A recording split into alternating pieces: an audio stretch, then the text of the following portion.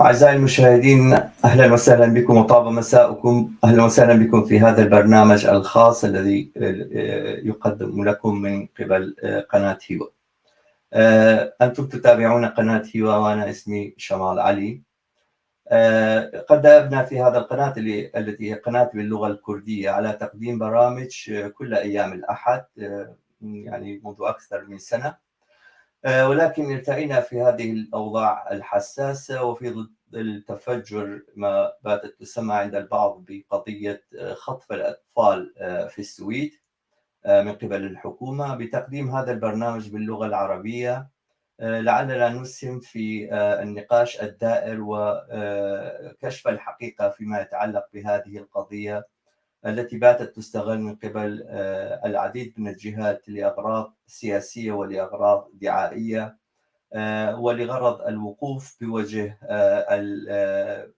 الحقوق التي تحققت للأطفال أو حققت للأطفال في السويد. ومن جهة أخرى هناك طبعا دفاع مستميت عن كل ما تقوم به الحكومة. نحن في قناة هيوا لسنا مع هذا الطرف ولا ذاك، نحن بالطبع لسنا محايدين، لدينا وجهة نظرنا الخاصة فيما يتعلق بالموضوع، ولكن لا ندعم من يقولون بأن السويد بلد خطف الأطفال أو أن حكومة السويد تقوم بخطف الأطفال، ونعتبرها دعاية مغرضة وتخدم مصالح بعض الجهات الرجعية وبعض الجهات التي لا تقبل أبسط الحقوق الإنسان في بلدانها. ولكن من جهة أخرى لا نقوم بالدفاع عن المؤسسات السويدية ونعتبرها أيضا مؤسسات دولة تحاول الحفاظ على التقسيم الطبقي والتراتبية الطبقية في المجتمع السويدي كأي مجتمع آخر من المجتمعات الرأسمالية في العالم.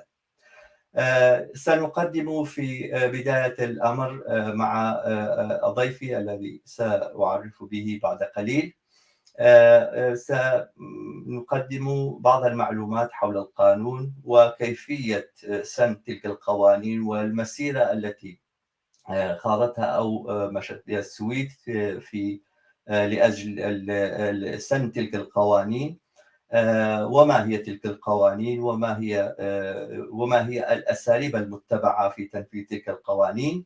وبعد ذلك نأتي على الرد على الهجوم أو الحملة الشرسة التي تتعرض لها حقوق الأطفال في السويد، ولكن بعد ذلك سنذكر بعض الجوانب التي تهم المعنيين بهذه القضية وخصوصا العوائل المتضررة، والتي طبعا نتعاطف مع كل التعاطف في محنتها في ابتعاد أولادهم عنهم، والتي هي قضية يعني جدية وكبيرة ومؤلمة بالنسبة لهم.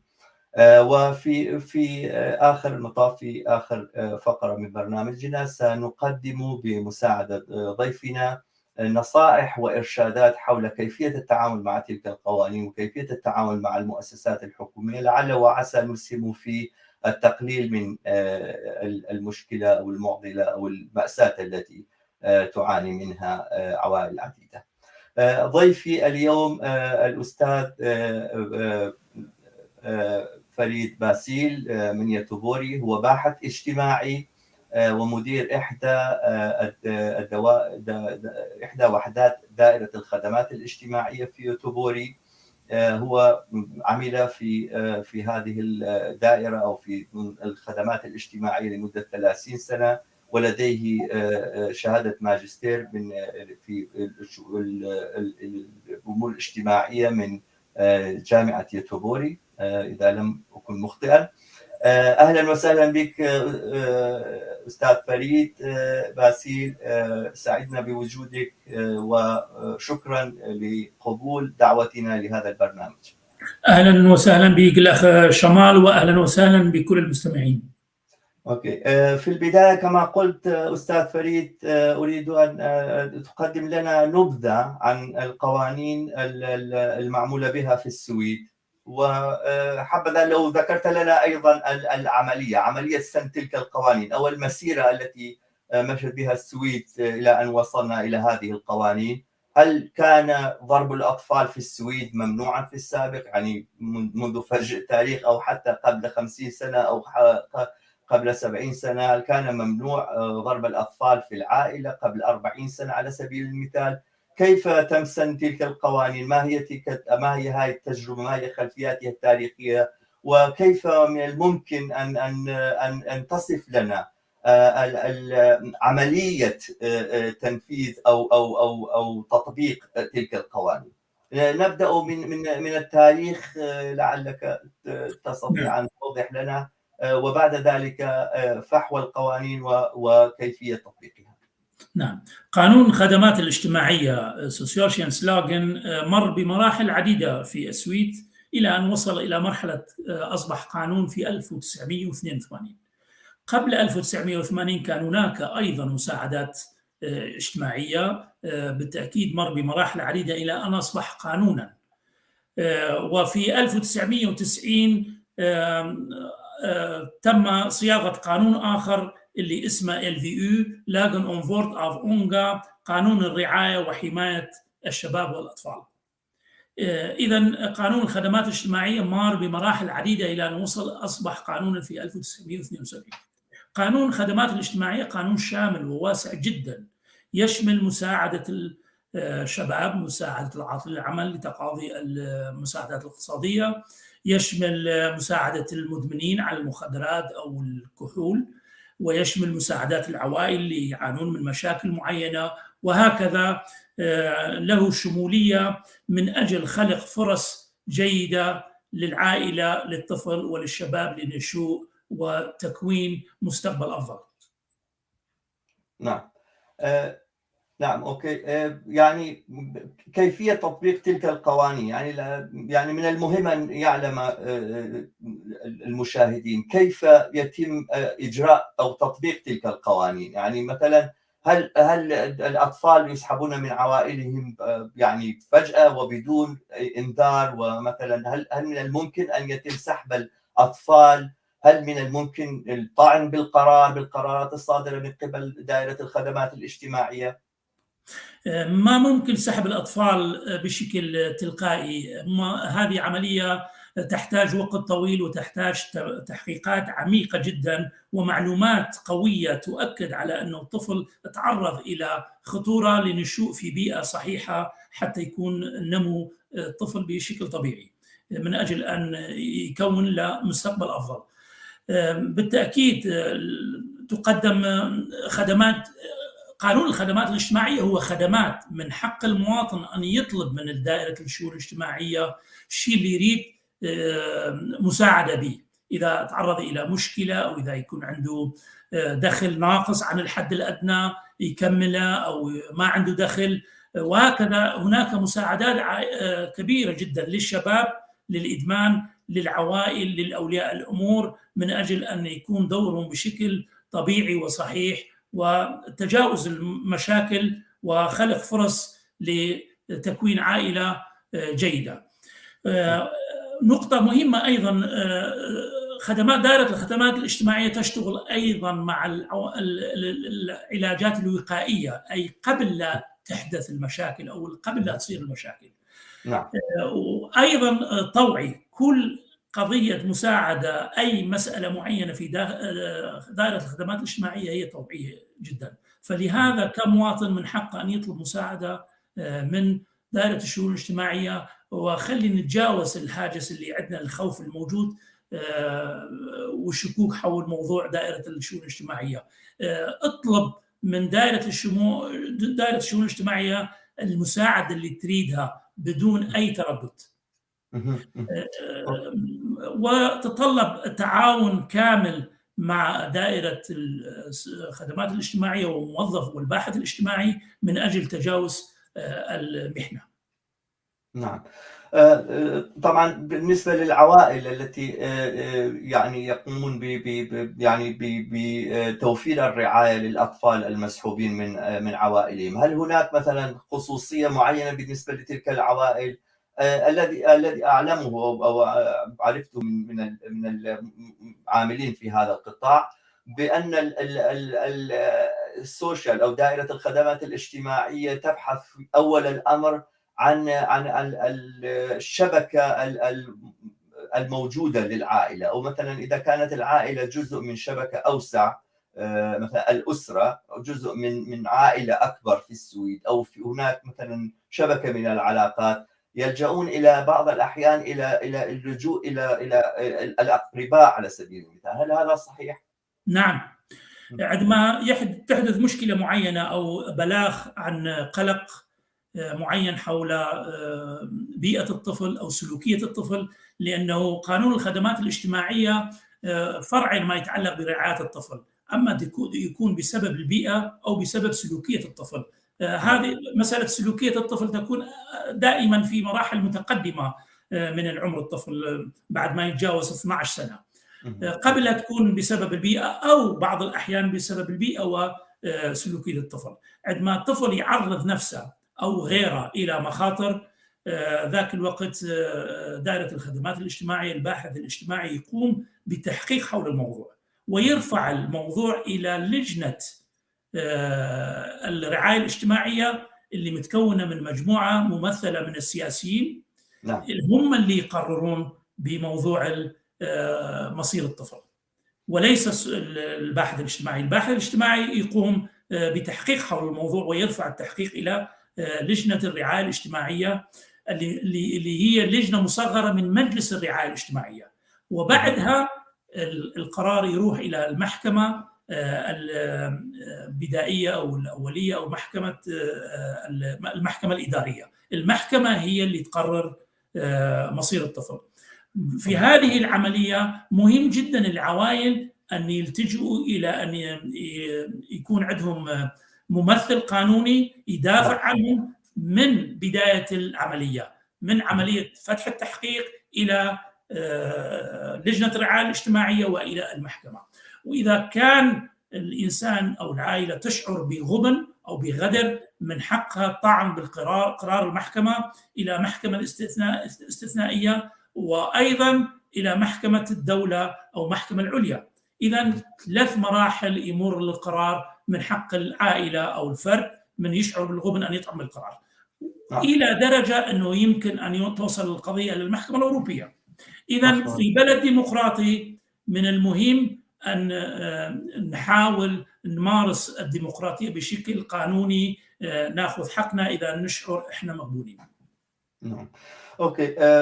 أستاذ فريد، يعني موضوع العملية تبدأ هكذا: هناك شكوى تقدم إلى دائرة الخدمات الاجتماعية، أو بلاغ قلق، بلاغ قلق أو بلاغ قلق مثلا، نسميها بلاغ قلق من أي شخص. مثلا ممكن الشخص بالشارع مثلا يرى هناك مثلا أمر يجري، الشخص لا يوافق عليه، أسلوب التعامل مثلا، حتى التحدث بصوت عالي مع الطفل أو إخافة الطفل، هذه ليست من الأمور المعتادة في السويد.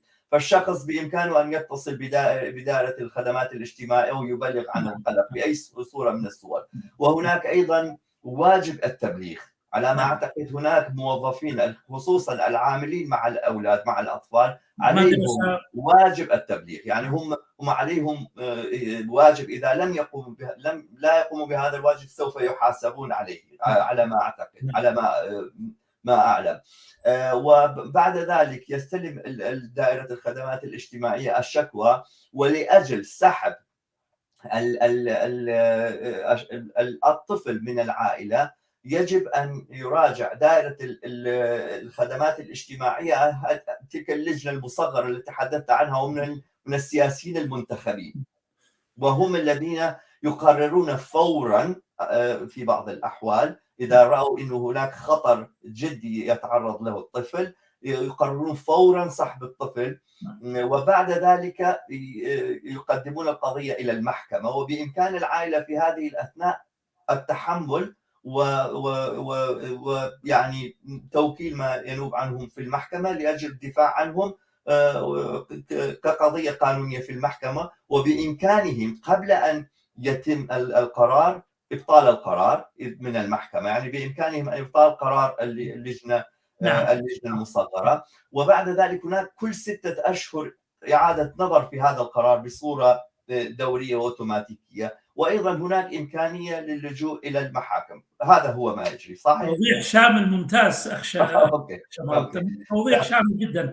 في الغالبية العظمى من الحالات يحصل الأطفال والآباء المساعدة من السوشيال أو دائرة الخدمات الاجتماعية دون الحاجة إلى انتقال الطفل أو تغيير مكان الطفل. حالات نادرة جدا نقوم بتطبيق القانون إلزاميا. هذه في حالة أنه الآباء والأمهات ما يتعاونوا مع دائرة الخدمات الاجتماعية. هذا لا يعني إحنا من نستلم بلاغ التقليل. للتوضيح أستاذ باسل، ماذا تعني بالتعاون؟ كيف يجب أن تتعاون العائلة ويتعاون الأب والأم؟ سأوضح ذلك. عندما نستلم بلاغ قلق أو تقرير القلق، هذا لا يعني إحنا هذا هو كافي لأخذ الطفل من العائلة. نتصل بالآباء والأمهات، نتصل بالطفل، نسمع للطفل، نعرض الطفل إلى الفحص من قبل الأطباء والمختصين والنفسانيين. هذه العملية مهم جدا الآباء والأمهات أن يمارسوا حقوقهم بتوكيل قانوني والتعاون مع دائرة الشؤون الاجتماعية من أجل تجاوز هذه المحنة والبحث على حلول طوعية بدون اللجوء إلى تطبيق القانون إلزاميا. هذه مرحلة حساسة ومهمة جدا. أوكي. أو مصيرية بالأحرى، مصيرية. نعم. ننتقل الآن إلى الموضوع الآخر، وهي هذه الحملة الشعواء التي تتعرض لها السويد والقوانين السويدية من قبل بعض الجهات. التي يعني تخدم مخططات معينة أو تصور معين لحقوق الإنسان في العالم. يعني مثلا هناك جهات دينية ومتطرفة تعادي فعلا حق الأطفال، وتعادي كل ما يتعلق بالحقوق، حتى حقوق النساء أو كل حقوق الإنسان في الغالب. يعني وهناك حملة دعائية، وهذه الحملة الدعائية لم تقف عند بعض القنوات في السوشيال ميديا في اليوتيوب، حتى وصلت إلى بعض القنوات المهمة، يعني مثلا قنوات مثل العربية والجزيرة. أنا بنفسي شاهدت برنامج في قناة العربية، المذيع ولا يتحدث مع أي شخص خبير أو أي شخص مثلا درس الموضوع أو لديه مثلا تجربة معينة. المذيع من نفسه يتحدث، يقول في السويد يسحبون كل سنة من المسلمين والعرب 30,000 طفل، يسحبونهم وينقلونهم إلى عوائل أخرى، ويعني بصيغة. وحتى مثلا أنا رأيت يعني الأخ محمود الآغا في الكومبس راد أن يرد على المعلومة ويصحح المعلومة، قال المسألة ليست هكذا وهي أقل من 20,000. يعني كأنه السويد تسحب كل سنة 20,000 طفل من آبائهم وأمهاتهم. وطبعا هذه الأرقام خرافية جدا. أريد حضرتك توضح لنا كم هم عدد الأطفال المسحوبين. طبعا بالمناسبة أنا أتألم لحالة عائلة سحبوا أطفالهم، يعني حتى طفل واحد إذا سحب ظلما تعتبر جريمة. أنا لا أعتبرها مسألة عادية، مسألة ممكن أن نتغاضى عنها. يعني حتى هذه ممكن أن تكون جريمة إذا لم تكن عادلة، ولكن يعني من المهم أن نذكر الأرقام الصحيحة لكي تتبين الصورة، كيف هي الصورة في السويد. أنا أتمنى العوائل اللي عندهم هذه النوع من المشاكل أن لا ينجرفوا وراء هذه الدعايات.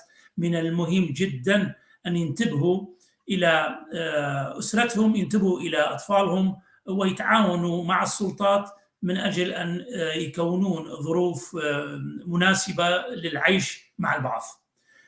في الغالبية العظمى مثل ما قلت أنا، في الحالات يحصل الأطفال والآباء المساعدة من دائرة الخدمات الاجتماعية دون الحاجة أو اللجوء إلى نقل الطفل من العائلة. عدد قليل جدا إلا في حالة العنف والعنف القوي، وإذا ما يتعاون الآباء والأمهات ذاك الوقت ممكن تطبيق القانون الإلزامي. هذا الرقم رقم خيالي، غير ممكن، غير صحيح مطلقا. حوالي بكل السويد في سنة 2020 تم أخذ أطفال بعدد 3485 إذا أكون دقيقا في كل السويد، وكل الأطفال أيضا السويدين معهم. ومسألة ليست مقتصرة على هذا النوع من الدين أو هذا النوع من الطائفة أو هذا النوع من الجنسية، وإنما كثير من السويدين أيضا يفقدون أطفالهم نتيجة الإدمان أو نتيجة الأمراض النفسية أو نتيجة استعمال العنف وهكذا. العدد ليس بهذا التضخيم، وإنما أقل بكثير جدا. وهناك إمكانية الرجوع إلى الطفل إلى البيت، هو هذا الهدف أيضا من الخدمات الاجتماعية. بعد 6 أشهر يتم إعادة النظر في القرار، إذا تحسنت بيئة البيت وإذا تحسنت الأمور يرجع الطفل إلى البيت كما هي في السابق. أوكي، كم يكلف الطفل، يعني رعاية طفل واحد وسحبه من العائلة، كم يكلف الخزينة السويدية أو دافعي الضرائب في السويد؟ شكرا على هذا السؤال شمال. مكلفة جدا العملية، تقريبا 5000 كرون، من 4000 إلى 5000 كرون باليوم الواحد مكلفة. فالعملية ليست سهلة. دائما الخدمات الاجتماعية لا ترغب بأخذ الأطفال، وإنما تحاول أن تعالج المشكلة بطرق أخرى من أجل تكوين فرص للآباء والأمهات أن يمشون أمورهم بنفسهم. يعني وبالتأكيد كل الآباء والأمهات يحبون أطفالهم، ماكو أب وأم ما يحبون أطفالهم، لكنه نتيجة تعرض العائلة لعوامل عديدة من ضمنها لربما تكون الوضع الاقتصادي سيء، البطالة، الأمراض، صعوبة التكيف مع المجتمع، الهجرة، تنقل إلى بلدان جديد. هذه هي مجموعة عوامل تؤدي إلى أنه يصير تشنج بالعائلة، وبالنتيجة تؤدي إلى أنه البيئة تصير سيئة. لهذا أكو قانون لازم تقوم الدولة برعاية الطفل في حالة أن الطفل ما ينشأ بنشوء صحيح. هذه العملية مؤسفة جدا ومؤلمة أيضا. بالطبع الموضوع يعني أردنا التوضيح أنه مسألة أنه هذه العملية تتربح من ورائها الشركات، يعني من الممكن أن يكون مثلا الأعمار فوق 15 عاما، من الممكن أن يكون هناك مثلا نوع من النشاط الاقتصادي، أو خلينا نقول مثلا بزنس أو ما شابه خلف هذا الموضوع. ولكن الأطفال على ما أعتقد وعلى ما علمته من المختصين في هذا المجال، الأطفال تحت سن 15 لا يتم تحويلهم إلى الشركات لإعادة إسكانهم أو ترتيب أماكن جديدة لهم، صحيح؟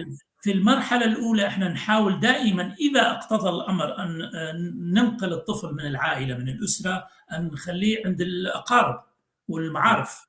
هاي المرحلة كلش مهمة. إذا نقرر أنه العائلة اللي تستقبل الطفل، الأسرة الحاضنة، تكون مؤهلة لاستقبال الطفل، دائما نستعمل الأقارب واللي عندهم علاقة مع العائلة، ولفترة مؤقتة جدا في حالة تعاون الآباء والأمهات. بعدين يرجع الطفل إذا تحسنت البيئة، ونتابع القضية كل 3 أشهر، وكل 6 أشهر نعيد النظر بالقرار. كل 6 أشهر يتم إعادة النظر بالقرار. نعم. كثير من الأطفال رجعوا إلى بيتهم، وهذا هو الهدف، يرجع إلى الأب والأم الأصلي. أوكي أستاذ فريد، حضرتك تشتغل بهذا المجال وأنت مدير لأحد الأقسام أو أحد الوحدات دائرة الخدمات الاجتماعية في مدينة يوتوبوري، وطبعا بكل الأحوال أنت ممكن أن تمثل هنا هذه الدائرة.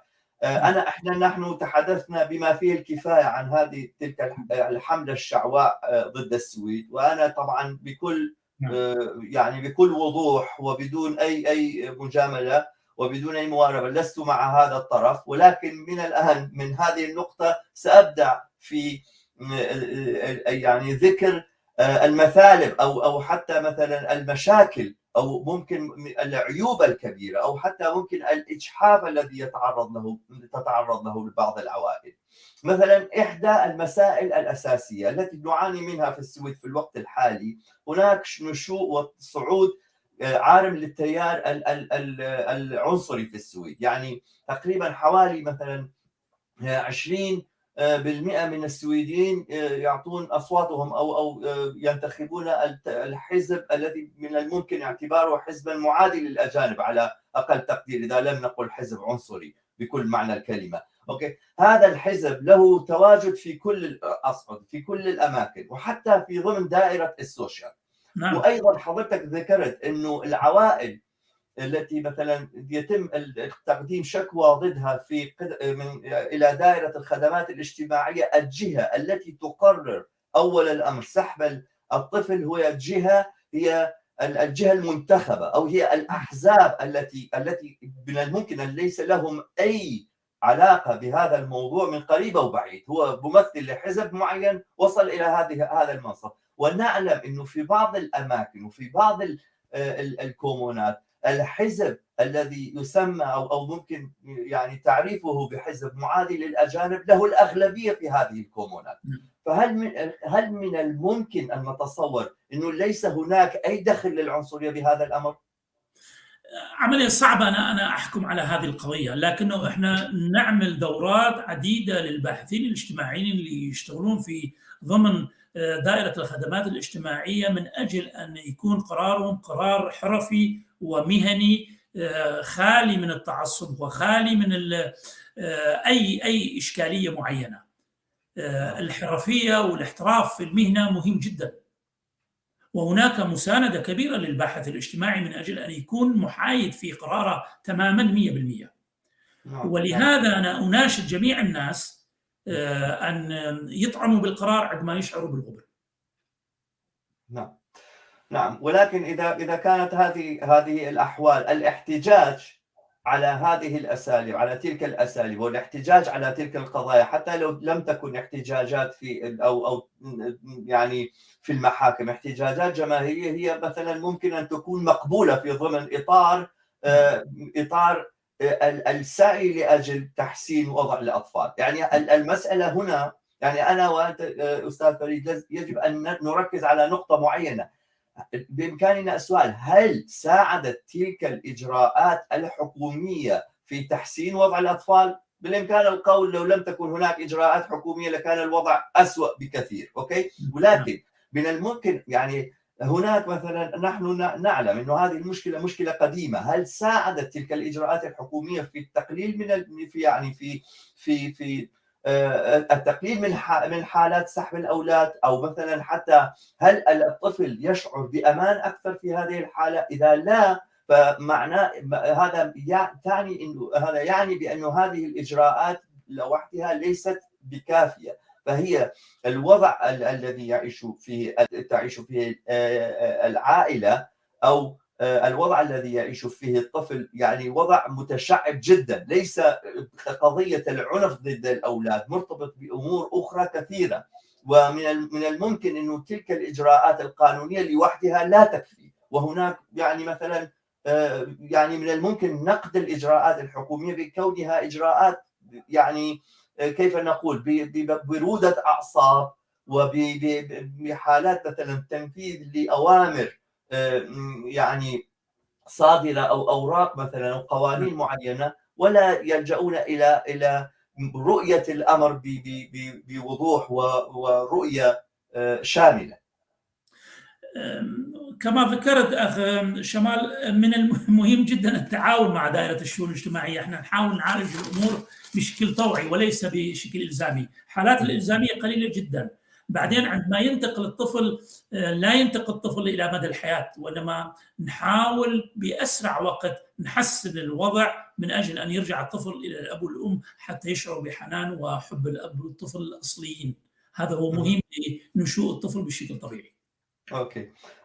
أستاذ فريد، أنا طبعا تابعت موضوع المعلومات حول هالأمر هذا. طبعا آخر شيء أنا شفت ببرنامج من برامج الراديو العربي في السويد إنه في معلومات جديدة من دائرة الخدمات الاجتماعية عن الموضوع.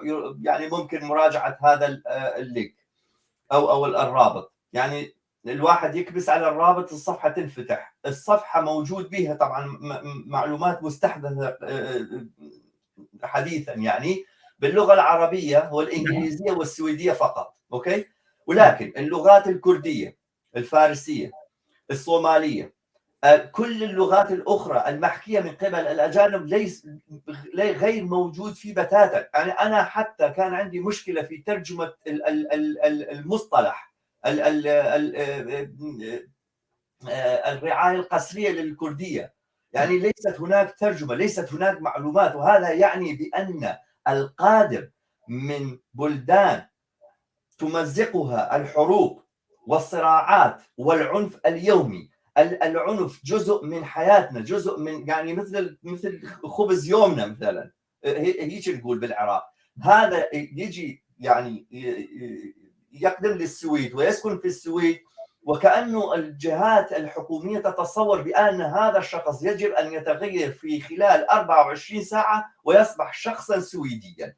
مر بكل هذه التجربة. وأنا ليش ذكرت أنه شنو المسار التاريخي لهذا الأمر؟ أنه هاي المسألة بدأت من سنة 50 عندما تم منع ضرب الأطفال في المدارس، إلى أن وصلنا لسنة 90 عندما تم سن قانون الرعاية الإجبارية أو ما يتضمنه القانون الرعاية الإجبارية. كل هذه المسيرة مر بها السويدي، ولكن نحن نتوقع من الشخص الآتي من سوريا أو من العراق أن يتبدل في بين ليلة وضحاها إلى شخص يتفهم كل هذه الأمور. أليس هذا بطلب يعني مستحيل من نطلبه من تلك العوائل؟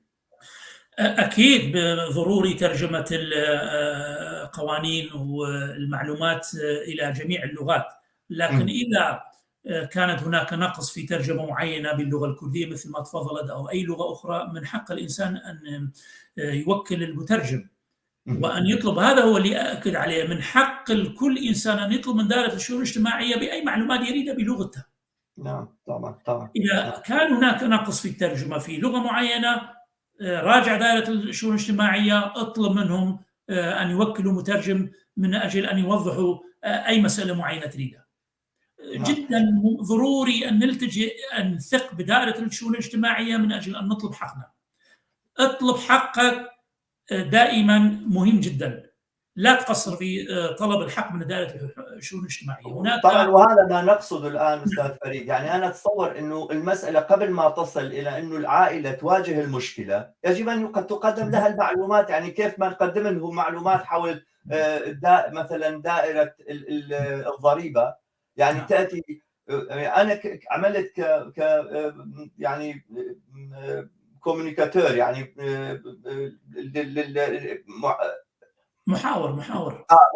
محاضر في هاي الكورس، هذه الدورة، دورة التوجيه الاجتماعي للقادمين الجدد. يعني هناك ممثلين من دائرة الضريبة يأتون يتحدثون مطولا 3 ساعات عن قانون الضريبة وهكذا. ولكن هذه المسائل الحيوية المهمة، كيف يتم التعامل مع الأطفال. يعني هناك نوع من سيستم عام للتربية يتأسس في بلداننا على العنف. يعني ما في شخص بالعراق، يعني من النادر أن نجد شخصا في العراق وفي سوريا لم يتم تعذيبه وضربه من قبل عائلته. يعني من النادر أن نجد هكذا. أوكي، إشكالية كبيرة. نعم. مؤسسة تربوية كاملة. فالشخص مثلا ليس بإمكانه اللجوء إلى هذا، فكل هذه المؤسسة التربوية تنهار. ما هي تلك البدائل؟ كيف نعلم الناس التعامل مع أولادهم؟ يعني هذه مسألة جدا مهمة. إذا نريد نتوفق بعملية التكامل مع المجتمع السويدي، لازم نشتغل على جميع المستويات مثل ما أنت تفضلت. نعم. نخلق فرص عمل للناس، تحسين الطرق التدريس والتعليم في المدرسة، التعاون مع المعلمين ومدراء المدرسة، التعاون مع الرعاية الصحية، التعاون مع دائرة الخدمات الاجتماعية، التعاون مع دائرة العمل والشؤون الاجتماعية. مجموعة عوامل تؤثر في عملية الاندماج مع المجتمع الجديد. لا تكون بخيل في طلب المساعدة من دائرة الشؤون الاجتماعية. أنا هذه هي نصيحتي النهائية. واطلب دائما موكل قانوني عندما تشعر أنه أنت مغبون. اطعن بالقرار عندما تشعر. هناك نقطة مهمة أخ شمال أريد أذكرها قبل أن ننتهي. اقرأ القرار والتحقيق اللي يقدمه الباحث الاجتماعي للجنة الرعاية الاجتماعية بدقة قبل القرار وبعد القرار. وعندما تطعن بالقرار لازم يكون عندك صورة واضحة وكاملة حول تبرير القرار وكيفية كتابة التحقيق حتى تقدر تجيب عوامل اللي أنت تؤمن بها تطعن بالقرار حتى تكون ناجح. بدون ما تقرأ تقرير الباحث الاجتماعي ومبررات القرار لا يمكن أن تتوفق في الطعن بالقرار حتى إذا يكون عندك موكل قانوني. تباحث مع موكل قانوني، ادرس القضية بدقة واطعن بالقرار إذا تشعر أنت بغبن. نعم، هناك جانب أريد أيضا يعني أن أذكره في هذا المجال. طبعا نحن الآتون من البلدان الشرق أو من بلدان تمزق الحروب، يعني إحدى المسائل الأساسية اللي تربينا عليها. يعني أنا من نفسي لما جيت للسويد كنت أقارن بيني وبين الناس الموجودين هنا. أنا تربيت على معاداة الدولة، يعني من اكثر الايام مجدا في حياتي انه طلعت مظاهره ضد الدوله، طلبت باسقاط الدوله يعني كلها. اوكي، كنت معادي على طول الخط مع هاي. وطبعا هذا الشك وهذه الريبه اتجاه مؤسسات الدوله، لما الشخص يجي للسويد يجيبوا معه، يعني المؤسسات الدوله تعتبر مؤسسات الدوله. هناك امكانيه انه الحاجز بين المؤسسات العامه والفرد الاتي من خارج السويد يعني انه يعني يكون افضل او يكون في نوع من التناغم، نوع من الثقه. ولكن هاي الثقه تبدد تصرفات السوسيال في يعني في حالات معينه. يعني انا اذكر الان استاذ فريد انه طبعا السوسيال يقول رعايه الطفل فقط في النصف الاول من 2021 273، وهذا حسب الاحصائيات الموجوده في الكرونوفوجن، 273 طفل بعوائل تم طردهم من منازلهم ويعني اخلاء المنازل منهم، يعني او طردهم الى الشارع. يعني هكذا تصرفات من الكومون يجعل هناك حاجز قوي بين الشخص الآتي من الشرق. أنا أعمل مع منظمة، نحن ننشط في مجال مسائل السكن. هناك عوائل تأتي من قبل دائرة الهجرة وتسكن في كومون سندباري على سبيل المثال. من 2020 إلى 2021 حوالي 30 عائلة من هالعوائل هاي، 30 طفل ضمن هالعوائل هاي رموهم في الشارع، اخلوا المنازل منهم لانه هم كانوا ساكنين بصيغه قانونيه آتين من دائره الهجره، ولكن بعد سنتين حسب مقررات السوسيال يطلعوهم. يعني هكذا دوائر السوسيال يعني الشخص الاجنبي ما يشوف دائره الخدمات الاجتماعيه شيء والكومون شيء اخر، يشوفها كله جسم واحد. فإذا كان هذا هو تصرفات دائرة الخدمات الاجتماعية، فكيف الشخص ممكن يثق بدائرته؟ لا ترى أنه هذه المسألة بحاجة إلى البحث والتمحيص، وليس فقط لوم العوائل أنه مثلا تعامل أبنائها. وطبعا أنا حكيت من البداية جملة وتفصيلا أنا ضد التصرفات التي تقوم بها العوائل ضد أولادها، ضرب الأولاد وهي، ولست مع الحملة التي شنوها ضد السويد الرجعيين والمطالبين ب يعني هضم حقوق أطفال. لست مع هذا، ولكن هذه هي الحقيقة في رأيي. هناك تعقيدات كثيرة في المسائل أخ شمال، ليست عملية سهلة، ليست أما أسود أو أبيض. بالتأكيد صعب طرد العائلة من الشقة إذا يكون عندهم أطفال. هدف الكومون دائما هو معالجة السكن بشكل أنه يكون عندهم نسميه بالسويدي تاك أوفر هوفت، يكون عنده سقف. إذا يخسر الشقة أو البيت بسبب معين، بسبب أنه ما دفع الإيجار أو يكون عنده إزعاج للجيران، طبعا من حقه أن يكون عنده تاك أوفر هوفت. بالتأكيد دائرة الشؤون الاجتماعية ليست دائرة تأجير الشقق أو البيوت، وإنما تحاول أن تعالج القضية بأسرع وقت ممكن عندما يكون الطفل بالموضوع. أوكي. أستاذ فريد، هناك سؤال من متابع لبرنامجنا، الأستاذ شمال عادل سليم، تحية وتقدير. أرحب بالأستاذ فريد وأشكره على ما تفضل به من معلومات مهمة. أود أن أنتهز هذه الفرصة وأسأله ماذا عن الأطفال الذين تحت سن الرشد الذين لا يريدون طوعا أن يبقون في كنف عوائلهم، وخاصة الذين يتعرضون لضغوطات عائلية؟ سؤال رائع جدا، أشكر المستمع على هذا السؤال.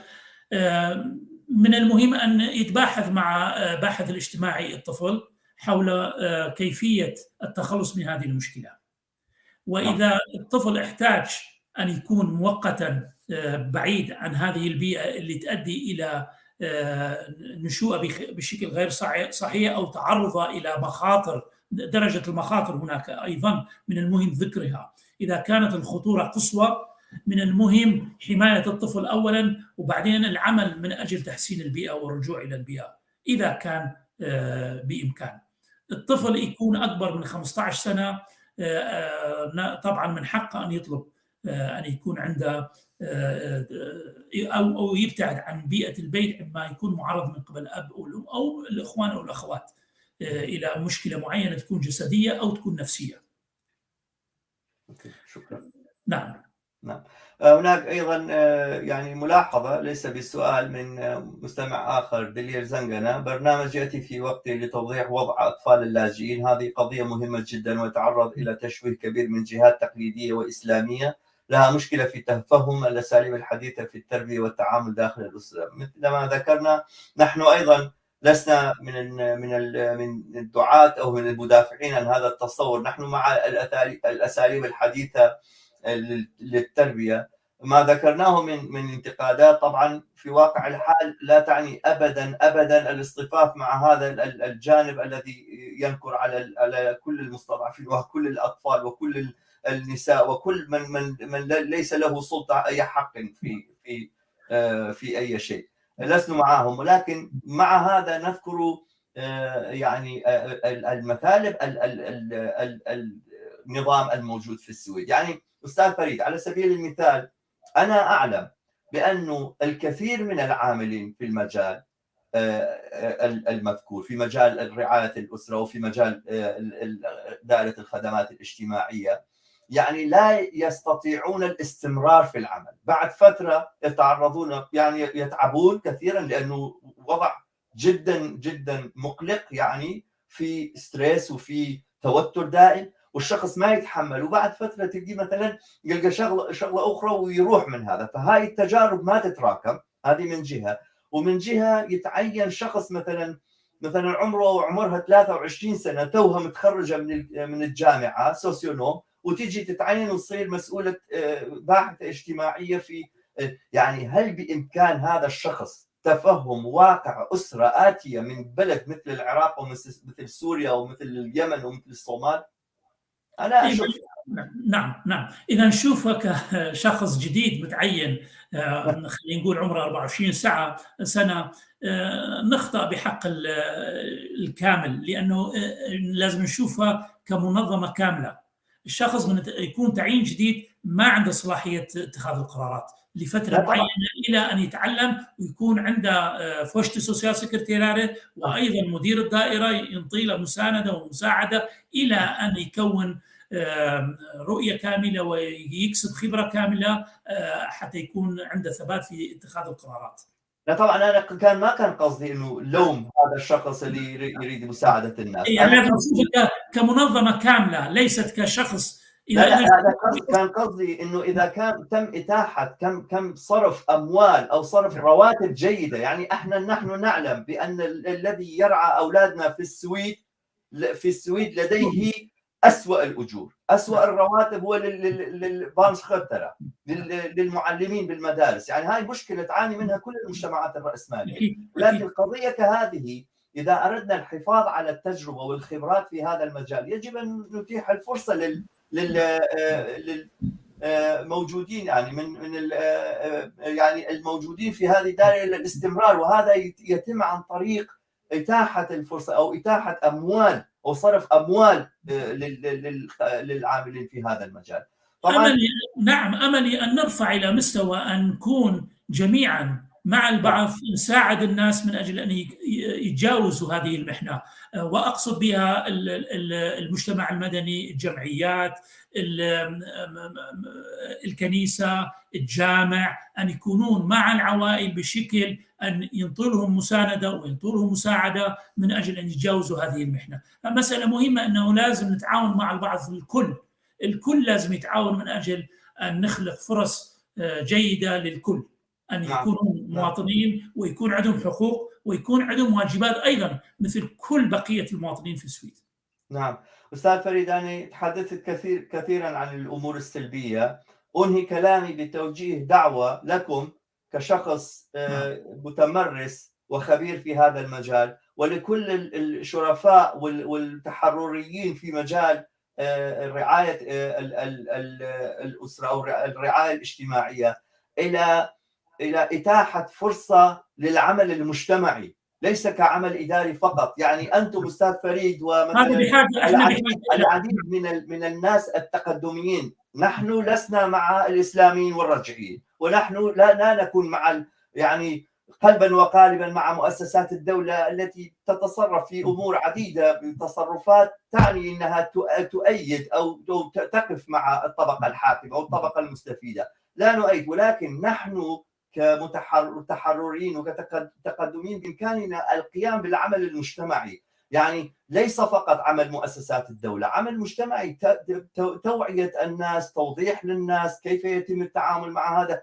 كيف يتم اللجوء إلى أساليب تربوية بديلة. إذا أنا لا أستطيع ضرب طفلي ويعني ردع طفلي من القيام بأمور معينة، فكيف تلك هي الوسيلة الأخرى الناجعة لكي أمارس وظائفي كأب ووظائفي كوالد لأجل تربية أولادي. هذه مسائل مهمة.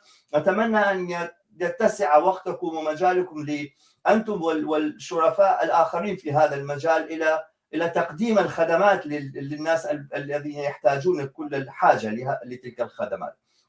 الهدف هو تقديم خدمات إنسانية دائما، الهدف هو تقديم خدمات إنسانية لصالح الإنسان. بكل تأكيد.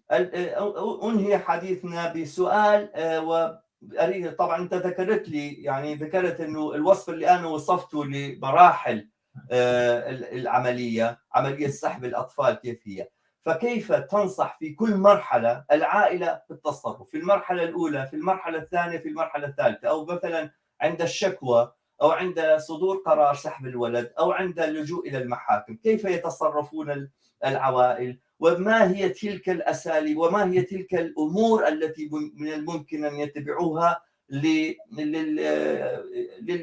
للابتعاد عن خطر سحب أولادهم أو للتصرف مع أولادهم تصرف إنساني صحيح؟ المهم أولا الأسرة أن تكون نشطة جدا في هذه العملية قبل اتخاذ القرار، أن تتعاون مع دائرة الخدمات الاجتماعية، أن تسمع، أن تكون رؤية كاملة، وأن يكون طموحها خدمة العائلة والطفل، وبالتأكيد كل الآباء والأمهات هو هذا هدفهم. لكنه بعض الأحيان مع الأسف يتعرض الإنسان إلى مشكلة معينة، من الضروري أن يكون عند الإنسان رؤية حول هذه المشكلة وكيف تجاوز المشكلة وأخذ المساعدة، ليس بالضروري من دائرة الشؤون الاجتماعية، ربما تكون من صديق، من جمعية معينة أو من أخ معين. فمهم جدا الانفتاح، خلق حوار بناء، خلق حوار جيد، كل هذا من أجل الطفل وليس من أجل حاجتي أنا كأب، وإنما من أجل حاجة الطفل. تلبية حاجة الطفل مهمة جدا حتى يكبر وينشأ بطريقة صحيحة، وهذا يكون هدف كل العوائل وهذا هو هدفهم أكيد. شكرا. هناك سؤال آخر من متابعة للبرنامج تسأل كيف تتأكدون العوائل البديلة مؤهلة لرعاية الأطفال، خاصة أن هذه الأمور تكون أصعب مع طفل سحب من عائلته وبحاجة ماسة إلى الدعم النفسي؟ شكرا جزيلا. العائلة اللي تقوم برعاية الطفل، تستقبل الطفل، يكون مقررة من قبل دائرة الشؤون الاجتماعية، لازم تتوفر بها شروط جيدة أيضا من أجل أن ينشأ الطفل بطريقة صحيحة وينمو بشكل طبيعي في هذه العائلة. وإذا تعرض الطفل داخل هذه العائلة، إذا صار خلل معين في بيئة النشوء، في دائرة شو اسمه الأسرة اللي تستقبل الطفل، نتابعه، وأيضا نقوم ب امبلاسيرنج، بما معنى نغير المكان، نعتبر المكان غير صالح. جيد جدا. هناك شروط لازم تتوفر للعائلة اللي تستقبل الطفل. يعني هناك شروط يجب أن تتوافر، وإذا لم تتوافر فيتم سحب الأولاد منهم. بالتأكيد، وصارت عدة قضايا أنه سحبنا الأولاد من قسم معين من العوائل لأنه ما قدروا يكونون مؤهلات لتلبية حاجات الطفل. أوكي. آخر سؤال لي أستاذ فريد، ذكر رئيس رئاسة الوزراء أنه عدد الأطفال يقارب 20,000، يعني مو الأطفال اللي سحبوا في 2020، يعني كل الأطفال الذين يعيشون في كنف عوائل أو مؤسسات أخرى غير عوائلهم في السويد تقريبا قريب من 20,000. أنا مع الأسف ما عندي هذا الرقم، يعني بس أنا عندي هذا الرقم اللي قلت لك، يعني حضرت شوية حتى يكون عندك انطباع حول أنه أطفال اللي ياخذوهم من عوائلهم قليل جدا، نسبة ضئيلة مقارنة بالعوائل اللي أمورهم طبيعية وأمورهم ماشية. هذه النسبة ضئيلة جدا جدا. ما تلتجئ دائرة الشؤون الاجتماعية إلى أخذ الطفل من العائلة بالدرجة الأولى أبدا، تلتجئ دائما تحل القضية بطريقة أسهل، وتكوين مساعدات للبيئة وتحسين البيئة وللأب وللأم. وهناك دورات عديدة أيضا لتقوية دور الأب والأم في عملية التربوية. أوكي، في النهاية أشكرك جزيل الشكر أستاذ فريد، يعني فعلا فرصة جيدة جدا، قدمت لنا معلومات وافية عن هذا الأمر، وأتمنى أن تتاح لنا الفرصة من جديد للقاء بك والحديث مجددا حول هذا الموضوع، أو فيما يتعلق بهذا الموضوع من أمور ومشاكل في المستقبل. شكرا أخ شمال لك وللعاملين والمستمعين والكل، وإن شاء الله نتمنى التوفيق للجميع ولكل العوائل اللي تأذوا وتضرروا، أو اللي أملهم أن يرجع الطفل، وأملي أنا أيضا أن يرجع الطفل إلى بيت الأب والأم بسرعة ممكنة. شكرا جزيلا. شكرا لكم جميعا.